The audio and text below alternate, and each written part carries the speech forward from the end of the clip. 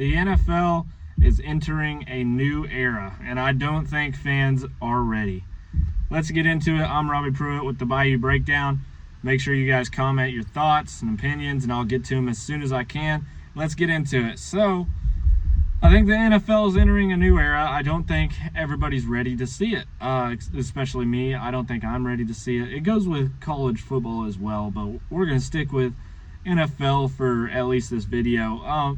So let's start with the QB play. So QB play is really changing and transforming. It's evolved so much already.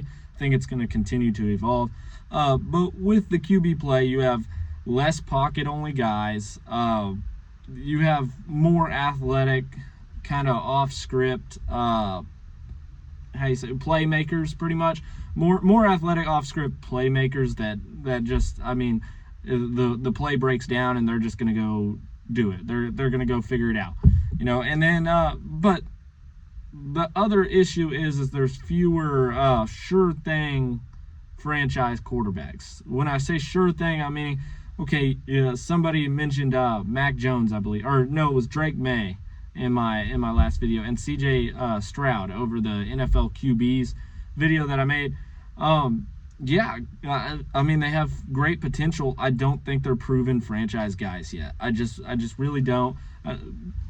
With CJ Stroud, I mean, people wanted to get rid of him, especially what I seen in my comment section.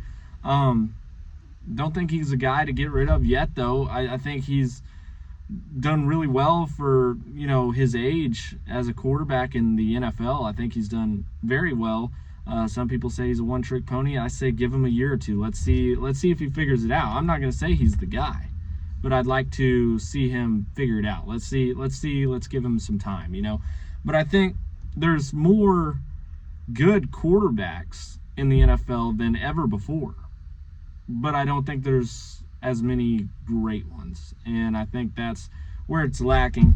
But also, your next point is, like, with the new NFL era that they're entering, defenses are changing. They're running a lot of that cover two disguised kind of looks. But yeah, more disguised coverages. I mean, the hybrid safeties, linebackers type thing. I think that goes into the offense and defensive perspective.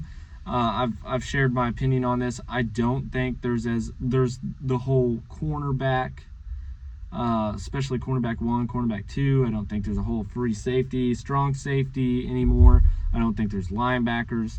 I really don't think there's wide receiver 1s, wide receiver 2s, X, Y, Z, whoever.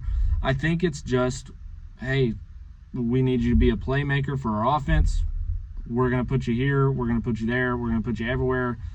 Wherever you excel at, you might play more, a home base type of thing, but you're going to play everywhere. And I think the same thing goes. It's no longer like cornerback here and safety here. I think it's just a defensive back, a DB.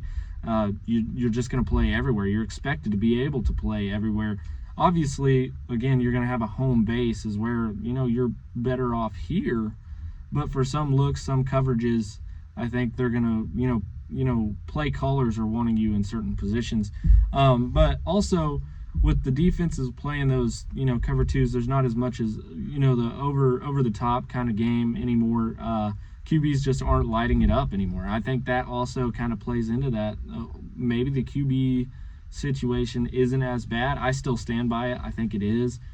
But at the same time, they're being disguised real well. You can't just take the top off of defense anymore. It's becoming really hard. But anyway, also teams are building differently. They're paying wide receivers a lot of money, big money. In case you guys haven't seen the numbers, I mean, we're talking mid-range wide receivers making 35 to 40 a year, 40 million, by the way, a year. Just crazy amounts of numbers. Running backs, their value is still kind of awkward, still weird. I don't know if we'll figure that out soon or not. It's been awkward for years now. That is still, kind of off. But the O-line, when you're talking about, your offensive protection, your offensive line to protect you, that's becoming a, how do I say it? It's becoming a big need, a more important than ever situation, whether you're going to run it, pass it, Just offensive line is just a big need for everybody. It's more important than ever, I believe. My thing is, half the teams think they have their guys, but I don't think a lot of them do, and I think it's just a thought. With the defense, I think the defense has caught up to the modern offense that we're starting to see a lot more in the NFL. As for these teams in their own situations, I think they're all just content with what they got, and then in a couple of years they realize, oh, this is not what we thought we had. You start to see flaws because you overlooked it, whether you spent a first round draft pick on a certain player and you're just going to overlook the flaws, and then a couple of years goes by and it's just you can't overlook them anymore. I don't know, but the gap between teams is becoming massive too. When you're talking about elite teams now in the NFL, you're talking about elite teams. We're talking, Bills are a big time, Bills, a bunch of other teams that are, locked into that, but elite teams really, really mean elite teams, someone who can blow the game wide open, and that's, their section. It's not I don't think elite teams are a 10, team section. And then you got, mid-tier teams. They're kind of equaling a huge mess. I mean, you got a huge mess of teams that, this year they could win 7 games, or they could win 14. It's all over the place. A bunch of teams in that mid-tier list that I don't think are all necessarily mid-tier, but that's just how the teams are building now.